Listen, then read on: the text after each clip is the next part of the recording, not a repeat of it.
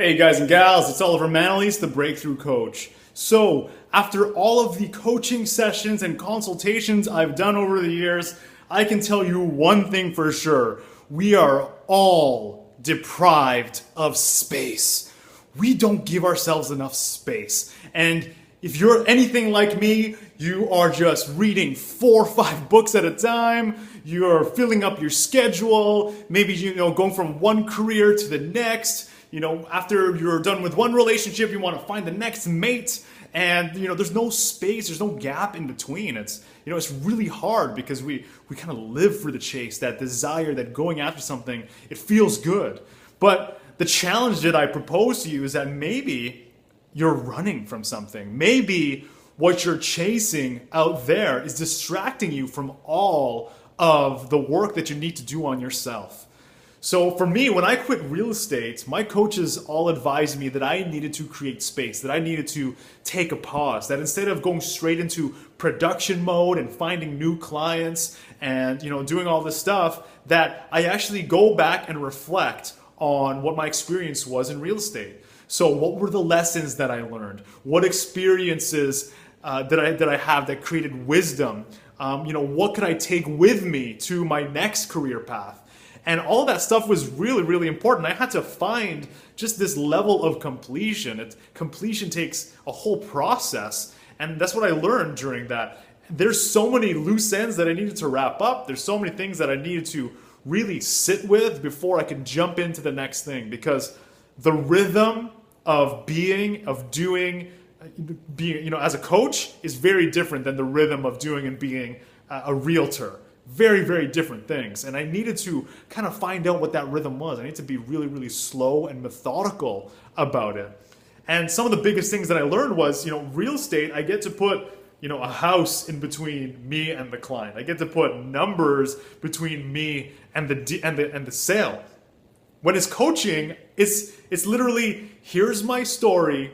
Here's what I've learned, here's how I've transformed my life, and these are the processes and tools. This is me, my heart, my soul, everything that I love and care about on a silver platter. Here it is. You can stab it, you can crush it, or you can raise it up and wear it around your neck. And it's that vulnerable place is really, really scary.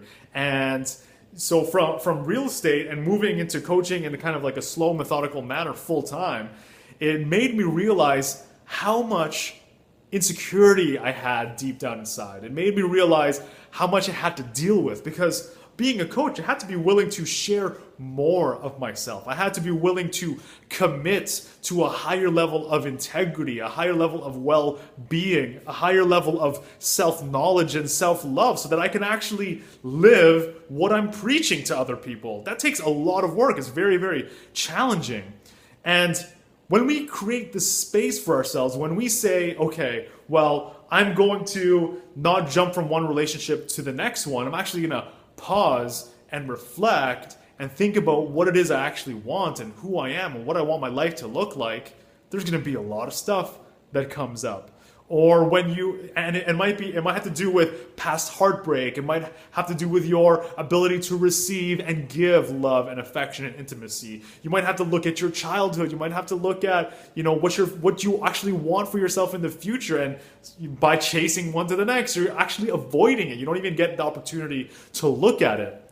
When it's, going from one job and then going straight to another job or business or deal or whatever it is without kind of pausing and giving yourself the space, you're going to miss out on all those little tiny nuggets of like, oh, wow, I don't want to repeat that again. I don't want to let that happen again. This client who took advantage of me, or the way I wasted my time on these types of situations or these types of partners, I want to avoid that. I don't want to repeat it. So there's going to be a lot of little gems. But whatever it is, if you're chasing something externally, I'm going to propose that as you chase these things, you're actually chasing some sort of recognition, acknowledgement. You're chasing something that has to do with, that's going to increase your level of confidence or increase your level of self-worth.